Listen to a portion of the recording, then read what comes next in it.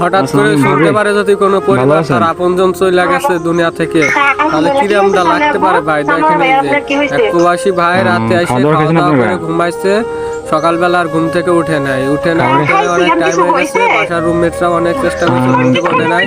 আর হয়তো আল্লাহ তাকে এখন তার পরিবার দেখেন কান্নাকাটি লেগে গেছে ভাই। আরে শানু ভাই তো কিছুদিন যাবত অসুস্থ ছিল জানেন নাকি? দোয়া করবেন যেন আল্লাহ তাদের হেফাজত করবেন প্রবাসী ভাইদের। আর ভিডিওটা সবাই শেষ শানু পর্যন্ত ভাই দেখেন। অনেকদিন যাবত অসুস্থ ছিল, ট্রিটমেন্ট নিছে, ওনার লো প্রেশার ছিল, অনেক ধরনের অনেক সমস্যা ছিল।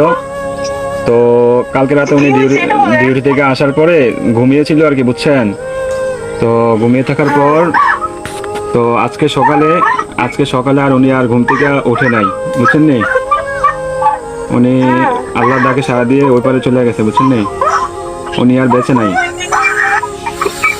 আল্লাহ মালিক, বুঝছেন? ও প্লিজ ভাবি, প্লিজ শান্ত হন, কান্নাকাটি করেন না প্লিজ। আপনার ছেলেটাকে একটু সান্ত্বনা দেন,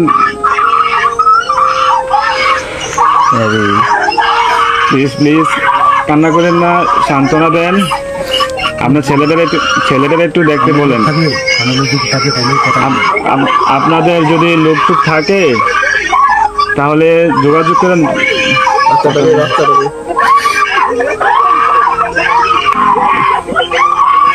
ও আল্লাহ,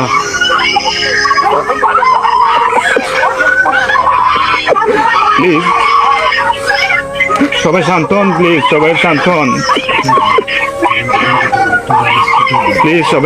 প্লিজ।